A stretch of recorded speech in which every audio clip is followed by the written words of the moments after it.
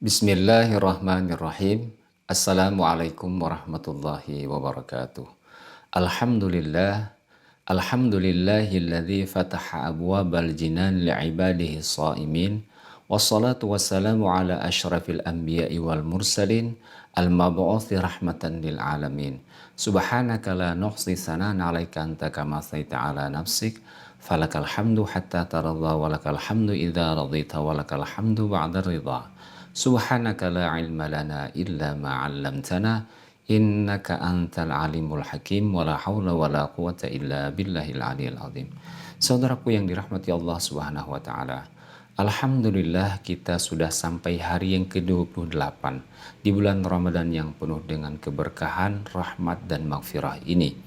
Semoga kita senantiasa mendapat kemuliaan di bulan yang berkah ini. Hari ini kita akan sama-sama merenungkan surat Al-Baqarah ayat 190 dengan tema Perang di Jalan Allah untuk meninggikan agama Allah dan memerangi orang-orang yang memerangi kalian.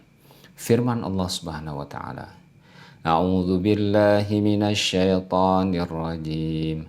Bismillahirrahmanirrahim.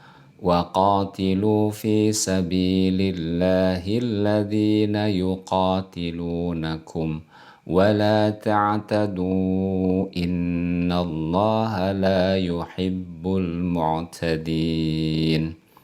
Dan perangilah di jalan Allah orang-orang yang memerangi kalian, tetapi janganlah kalian melampaui batas, karena sesungguhnya Allah tidak menyukai orang-orang yang melampaui batas.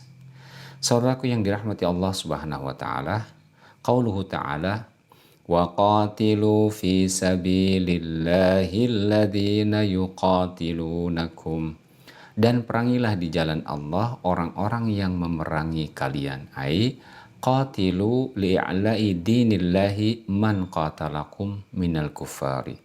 Perangilah orang-orang kafir yang memerangi kalian untuk meninggikan agama Allah.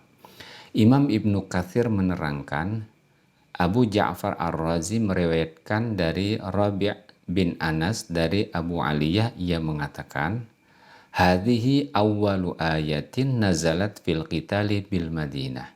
Falamma nazalat kana Rasulullah sallallahu alaihi wasallam yuqatilu man qatalahu wa yakuffu amman kaffa anhu hatta nazalat suratul Bara'ah.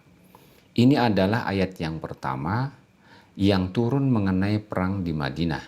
Setelah ayat ini turun, maka Rasulullah Shallallahu Alaihi Wasallam memerangi orang-orang yang telah memerangi dan menahan diri terhadap orang-orang yang tidak memerangi beliau, hingga turun suratul Taubah atau suratul Bara'ah ayat yang kelima, yakni waqatilul musyrikina kaffah.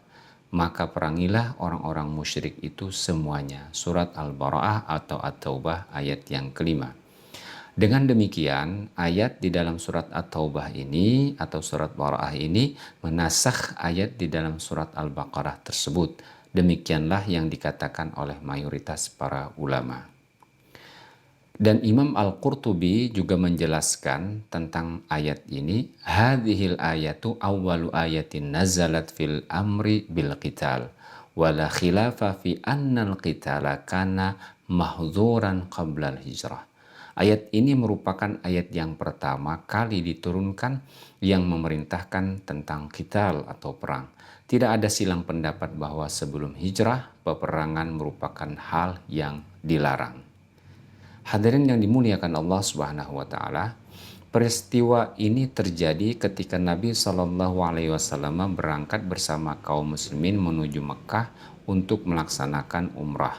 Namun ketika mereka sampai di Hudaybiyah dekat kota Mekah, Hudaybiyah adalah nama sebuah sumur, selanjutnya tempat ini dinamai dengan nama sumur tersebut. Nah, mereka dihadang oleh orang-orang musyrik. Beliau menetap di Hudaybiyah selama 1 bulan. Orang-orang musyrik kemudian berdamai dengan beliau dengan syarat beliau harus kembali ke Madinah pada tahun itu. Namun pada tahun berikutnya Makkah akan dikosongkan untuk beliau selama 3 hari. Mereka juga berdamai dengan beliau untuk tidak membuat peperangan selama 10 tahun. Akhirnya beliau kembali ke Madinah.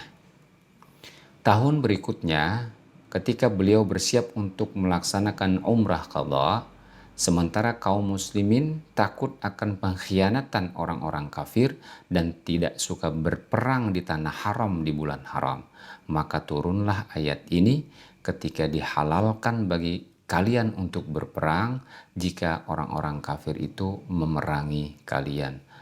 ولا تعتدوا إن الله لا يحب المعتدين.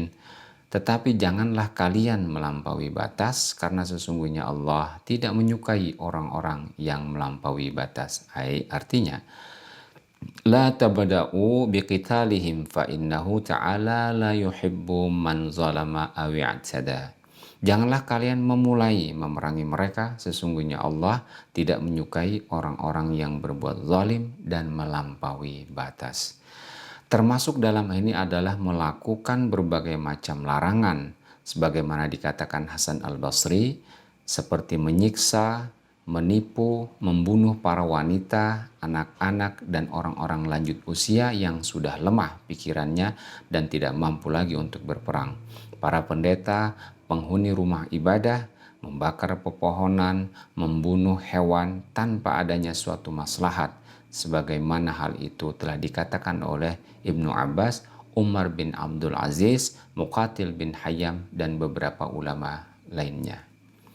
Imam Al-Qurtubi menjelaskan, wala ta'tadu fi qatlin nisa'i wasibyani warruhbani wasyabahihim. Tetapi janganlah kalian berlebihan sehingga membunuh para perempuan, anak-anak, dan para pendeta dan orang-orang yang seperti mereka. Hadirin yang dimuliakan Allah Subhanahu wa taala, demikianlah makna suratul Baqarah ayat yang ke-190. Demikian ayat ini merupakan perintah kepada kaum muslimin untuk memerangi musuh mereka ketika mereka diserang. Dan ini terjadi ketika kaum muslimin dan Rasulullah SAW berada di Madinah. Setelah beliau hijrah, setelah beliau eksis sebagai kepala negara. Sebelumnya selama di Mekah, beliau tidak diperintahkan untuk berperang atau melakukan tindakan fisik di dalam berdakwah. Semoga kita bisa mengambil ibrah dari ayat yang mulia ini. Demikian, Assalamualaikum warahmatullahi wabarakatuh.